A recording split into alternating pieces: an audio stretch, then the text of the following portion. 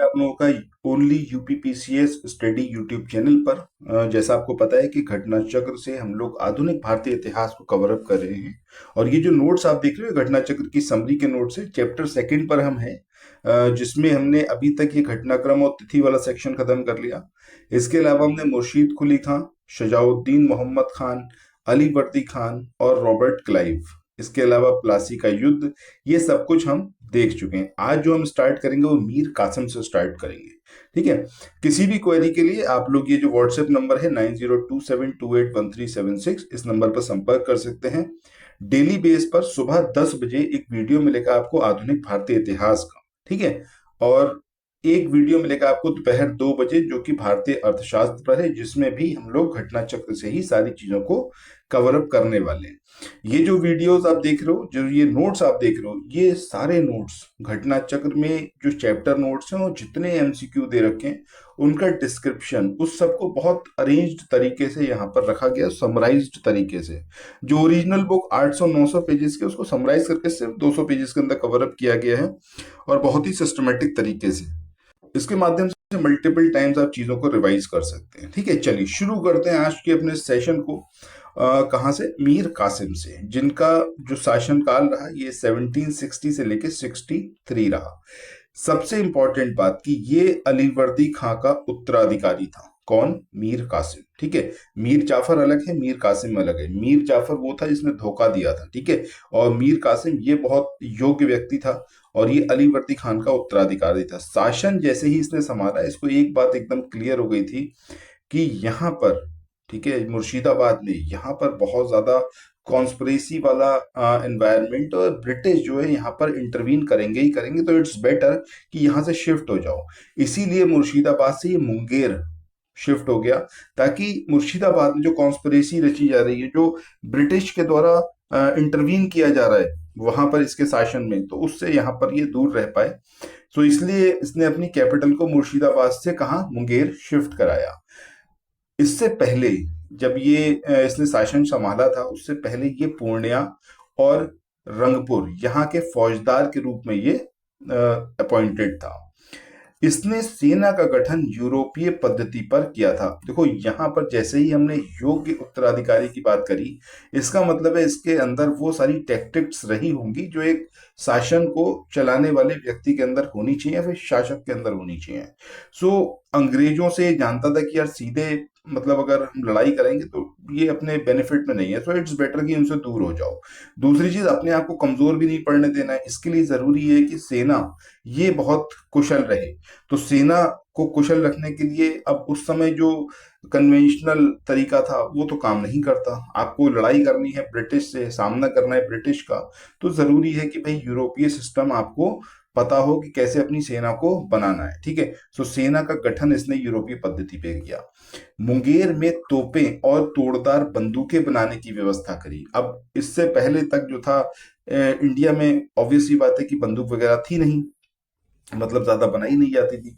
तो यहाँ पर इसने ये चीज करी कि भैया अब अंग्रेजों से हमें लड़ाई करनी है, उनसे मुकाबला करना है, कल को हो सकता है आमने सामने की लड़ाई हो, तो इट्स बेटर कि अपने पास तोपें भी हो और मतलब बंदूकें अपने पास होनी चाहिए। ठीक है, ताकि जो है उनसे मुकाबला किया जा सके। इसने राज्य की अर्थव्यवस्था इसको सुधारने का भी प्रयास किया और भ्रष्ट अधिकारियों पर जुर्माने लगाए। कोई भी कंट्री, जैसे अगर आज की डेट में आप देखो तो ईरान, यूएस और इसराइल की लड़ाई चल रही है। ठीक है। दो पक्ष आप देखो सीधे सीधे अत्याचार कर रहे हैं, एक है इसराइल, एक है यूएसए। ये सीधे सीधे अत्याचार कर रहे हैं किसके ऊपर?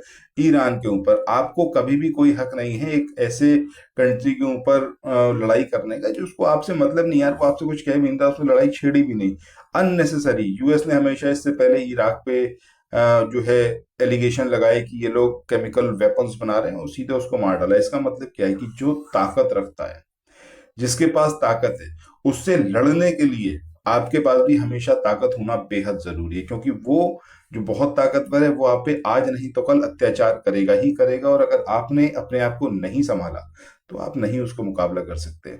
और इस सब के लिए जरूरी है कि आपकी इकोनॉमी बहुत बिल्ड हो। हिंदुस्तान कुछ नेता कहूंगा मैं, जो विश्व गुरु हिंदुस्तान के लिए बोलते हैं, अब विश्व गुरु कहाँ से बनेंगे आप? आपकी इकोनॉमी तो चौपट है, आपका जो साइज है इकोनॉमी का वो बाद में मैटर करता है। आप ये सोचो 80 करोड़ लोग, ये गवर्नमेंट डेटा है, अप्रोक्स 80 करोड़ लोग जो है राशन की लाइनों में खड़े रहते हैं।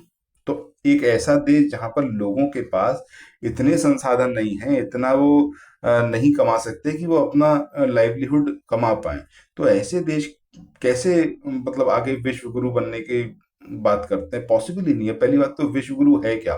आज की डेट में जब इसराइल के साथ वॉर चल रही है, सॉरी, इसराइल और यूएस की वॉर चल रही है ईरान के साथ में, उस टाइम पे सो कॉल्ड विश्व गुरु बोल ही नहीं रहे हैं। मतलब इतना साइलेंस कि ये सन्नाटा चाहता क्यों नहीं टाइप, समझ रहे हैं? तो इसलिए बड़ा जरूरी है। और ये इतिहास पढ़ने का सबसे बड़ा फायदा ही है कि आपको सीखने को मिलता है कि कहाँ पर आपको गलती नहीं करनी है।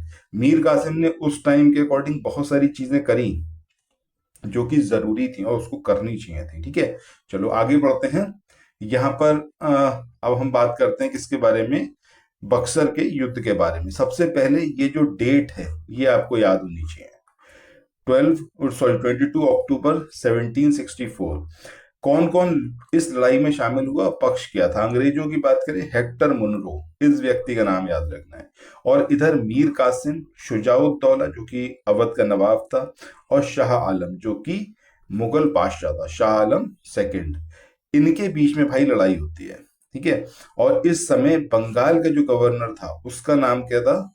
वेंसी टार्ट, ये उसका नाम। देखो बहुत सारी चीजें इंडियन हिस्ट्री में पूछी जाती हैं, कोर फैक्चुअल है यूपी पीसीएस में, तो आपको वो फैक्चुअल चीजें याद रखनी है। जैसे यहाँ पर ये बंगाल के गवर्नर की हम बात करें तो वेंसी टार्ट उसका नाम था, दैट इज अ फैक्ट। ठीक है, और ये सीधे पूछा जाता है एग्जामिनेशन में। इलाहाबाद तक का प्रदेश अंग्रेजों के अधिकार में आ गया इस युद्ध के बाद। इस युद्ध के समय बंगाल का जो नवाब था वो कौन था? आपका मीर जाफर, जो मैंने भी आपको बताया था कि भैया इसने जो था बंगाल के नवाब को धोखा दिया था। इससे पहले हमने पहला लेक्चर देखना, आपको मीर जाफर के बारे में क्लियर हो जाएगा। मीर जाफर थे, राय दुर्लभ थे। ठीक है, इसके बाद आगे देखें तो इसी समय बंगाल में द्वैध शासन की शुरुआत हुई। कंपनी ने दीवानी कार्य के लिए दो उपदीवान, मोहम्मद रजा खान जो कि बंगाल के लिए था, और राजा शिताब राय जो कि बिहार के लिए था, इन की नियुक्ति गई। मतलब ये जब बक्सर की लड़ाई खत्म होती है उसके बाद इन दो लोगों को नियुक्त किया गया सब कुछ शासन संभालने के लिए। मोहम्मद रजा खान जो थे ये उप निजाम के रूप में भी कार्य करते थे। सो इन दोनों के नाम याद रखने हैं। मोहम्मद रजा खान ये बंगाल के लिए थे, और राजा शिताब राय जो कि आपके बिहार के लिए थे, और इन्होंने जो था उप दीवान के रूप में कंपनी के दीवानी कार्यों को संभाला था। आगे बढ़ते हैं। इलाहाबाद की सेकंड ट्रीटी बेहद इंपॉर्टेंट है, इसकी डेट यह है आपका 16 अगस्त 1765। आप देखोगे सारे नोट्स के अंदर ये चीज स्पेसिफिकली रखी गई है ताकि एक भी ऐसा क्वेश्चन जो कि क्रोनोलॉजी पर बेस्ड हो आपको परेशान ना करे, आप बहुत इजीली उसको सॉल्व कर पाए।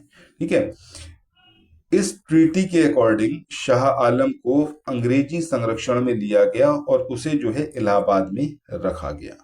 दूसरी चीज क्या हुई कि इलाहाबाद और कड़ा के वो क्षेत्र जो कि नवाब ने छोड़ दिए थे अब वो शाह आलम को दे दिए गए।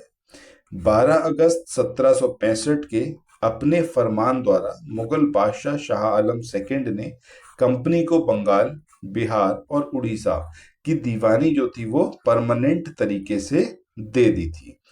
और इस समय रॉबर्ट क्लाइव ये ईस्ट इंडिया कंपनी का बंगाल का गवर्नर था। ये सब कुछ हुआ है जब मतलब इलाहाबाद की सेकंड ट्रीटी में। सो उस टाइम पर बंगाल का जो गवर्नर था वो कौन था? आपका रॉबर्ट क्लाइव था। इसके अलावा ये नाम जरूर याद रखना है, नज्मुद्दौला। ये बंगाल का नवाब स्वीकार किया गया जिसके बदले नवाब द्वारा सम्राट को 26 लाख रुपए का वार्षिक जो था वो दिया गया, मतलब पैसा अदा किया गया नज्मुद्दौला के द्वारा। ठीक है, इसको बंगाल का नवाब स्वीकार किया गया। ये जो आपने देखा है कि इलाहाबाद की सेकंड ट्रीटी के बारे में बेहद इंपॉर्टेंट पॉइंट्स हैं और इससे ज्यादा पूछा भी नहीं जाता है, तो बहुत ज्यादा रिसर्च करने की जरूरत नहीं है। एक चीज एग्जामिनेशन में क्या होती है, जब आप पीसीएस या फिर समीक्षा अधिकारी जैसे एग्जामिनेशन की तैयारी करते हो तो आपके अंदर एक डर हमेशा बना रहता है कि यार इतना मैंने पढ़ लिया सफिशिएंट है, जबकि जितना आपने पढ़ा है आप उस पर पूरी तरीके से कॉन्फिडेंट नहीं होते। सो पहला काम ये है, अभी तो देखो 6 दिसंबर को आपका पेपर है 2026 में, बहुत टाइम है। बट ये टाइम बहुत कम है अगर आप बहुत कॉन्क्रीट तैयारी करना चाहते हैं, 100% सफलता अर्जित करना चाहते हैं। जो पढ़ रहे हैं वो इतना मजबूत हो, इतना कॉन्क्रीट हो कि आंख बंद करके भी आप बता दें कि भैया क्या आंसर आएगा। ठीक है, एक एक चीज क्रिस्टल क्लियर हो। इसीलिए हमने ये नया चैनल स्टार्ट करा है। सिर्फ फोकस रहेगा स्टडी पे, कोई कट ऑफ के बारे में बात नहीं, कोई नोटिफिकेशन के बारे में बात नहीं, कोई भी दूसरी बात नहीं, सिर्फ पढ़ाई। ठीक है, आगे बढ़ते हैं, बात करते हैं मुगल बादशाह शाह आलम सेकंड की। 1788 में इसे जो था अंधा कर दिया गया था। ये साल कौन सा था? 1788। बहुत इसकी लाइफ जो थी क्रिटिकल हो गई थी। 1803 में इसी के शासनकाल में दिल्ली जो था वो अंग्रेजों के अधिकार क्षेत्र में आ चुका था। अकबर सेकंड 1803 ओ सॉरी 1806 से 37 तक, बहादुर शाह सेकंड 1837 से 57 तक, ये दोनों इसके उत्तराधिकारी थे और इन्होंने ईस्ट इंडिया कंपनी के पेंशन भोगी के रूप में जीवन पूरा अपना व्यतीत किया था। ठीक है, सो आज के सेशन में इतना ही करेंगे। आगे नेक्स्ट जो सेशन आएगा उसमें हम लोग खासी जनजाति और ब्रिटिश के बीच में संबंधों पर चर्चा करेंगे। बाकी चैनल को सब्सक्राइब कर लीजिए जितना जल्दी हो, अपने फ्रेंड्स में भी शेयर करिएगा। अगर ये पीडीएफ चाहते हैं तो 9027281376 इस नंबर पर व्हाट्सएप कर सकते हैं।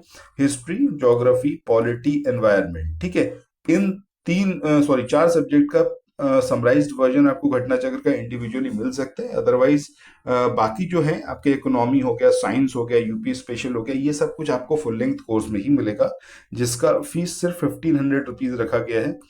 आप चाहें तो उसमें भी एनरोल करवा सकते हैं। सारे नोट्स आपको मुहैया कराए जाएंगे। इसी नंबर पर आपको व्हाट्सएप मैसेज करना है। सो थैंक्स फॉर वॉचिंग, मिलते हैं नेक्स्ट वीडियो में। Bye bye.